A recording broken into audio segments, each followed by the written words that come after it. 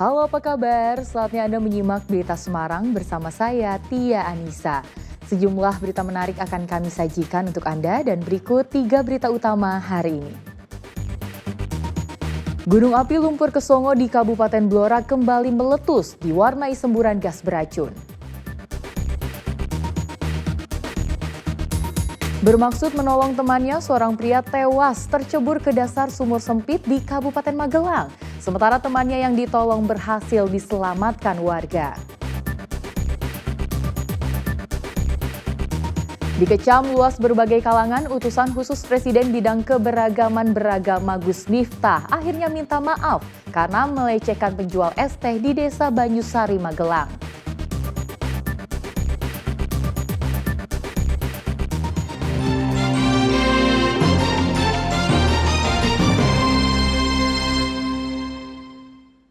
Kita ke informasi pertama. Gunung api lumpur Kesongo di Desa Gabusan, Kabupaten Blora kembali erupsi pada hari Selasa pagi hingga siang. Letusan lumpur bercampur gas beracun terjadi berulang sehingga warga dilarang beraktivitas di sekitar kawah.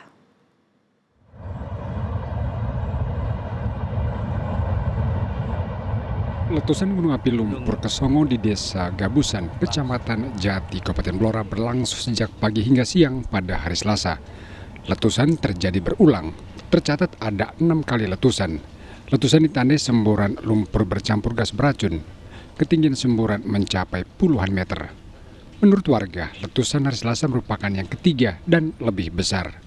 Dari malam udah 3 hari. 3 hari, Pak. Dari yang pertama hari Minggu pukul 5:30.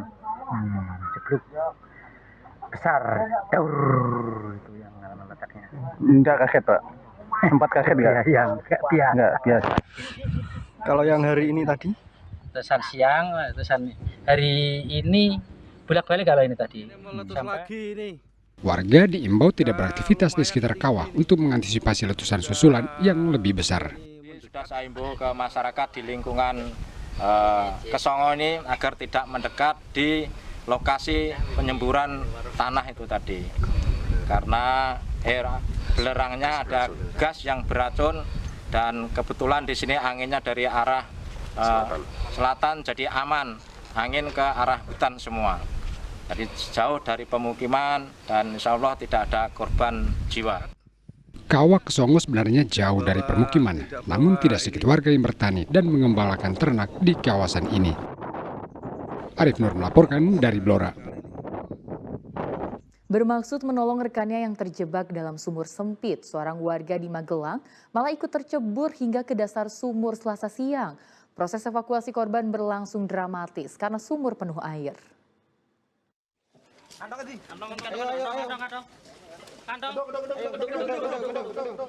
Evakuasi korban tercebur ke dalam sumur di Desa Jogomulyo, Kecamatan Tempuran, Magelang berlangsung menegangkan Selasa siang. Tim Basarnas gabungan harus berjuang keras mengeluarkan korban. Selain karena sumur sempit, sumur juga penuh dengan air. Petugas terlebih dahulu menguras air agar bisa mengevakuasi korban. Korban bernama Muhammad Hendra Wahyu ditemukan dalam kondisi sudah tak bernyawa. Ibu korban begitu terpukul mendapati putranya sudah tak bernyawa.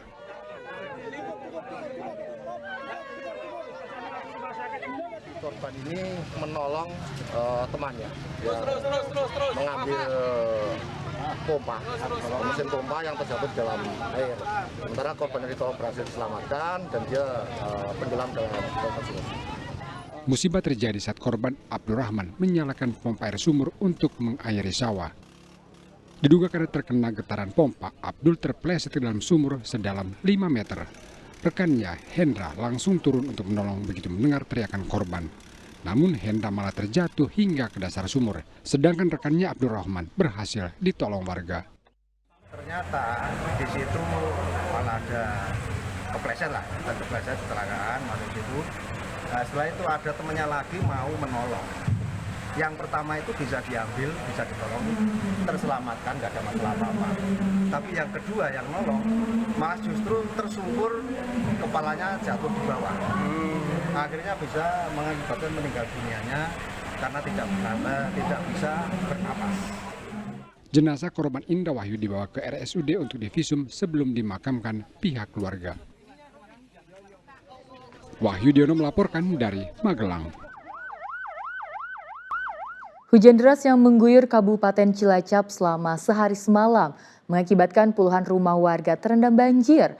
Banjir disebabkan 2 sungai Kaliwates dan Kali Tipar meluap. Beginilah kondisi rumah warga Desa Kedawung, Kroya, Cilacap yang terendam banjir Selasa siang. Sekitar 27 rumah terendam air setinggi 25 cm hingga 1 meter. Banjir juga merendam jalanan desa sehingga aktivitas terganggu. Warga terpaksa menggunakan rakit dari batang pohon pisang untuk beraktivitas. Selain Desa Kedawung, 5 desa di Kecamatan Kroya turut terendam banjir, seperti Desa Mujur, Gentasari, Karangsembung, Glumprit, dan Desa Kedung Benda. Banjir disebabkan hujan deras sehari semalam sehingga Sulai Kaliwates dan Kali Tipar meluap menggenangi permukiman warga. Ada 70 kakak sih. Kalau rumah yang terendam 27 rumah yang terendam. Karena rumah mereka sudah terendam dan tidak bisa ditempati, maka mereka menginap di rumah-rumah warga yang tidak terendam. Kini sejumlah korban banjir terpaksa mengungsi ke rumah tetangganya yang luput dari genangan banjir. Mardianto melaporkan dari Cilacap.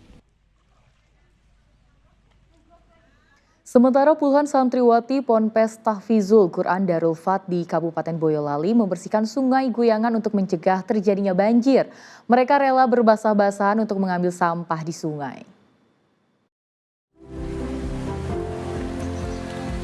Para santriwati Pondok Pesantren Darul Fat Banyudono ini sibuk mencari sampah yang ada di dasar sungai Guyungan, Kabupaten Boyolali.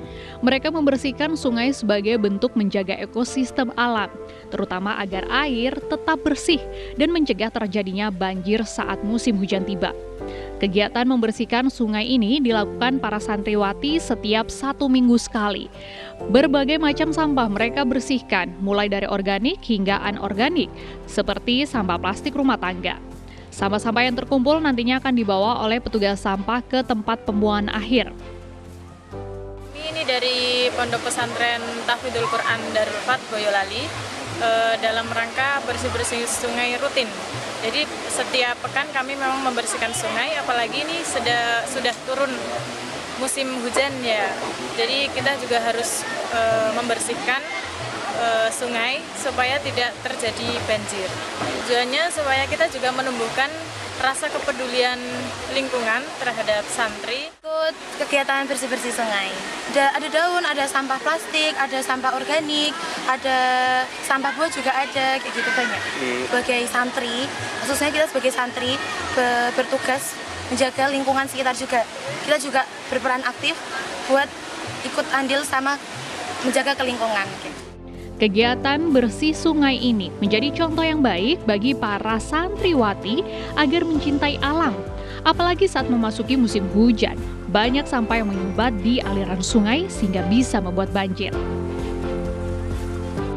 Yulianto melaporkan dari Boyolali.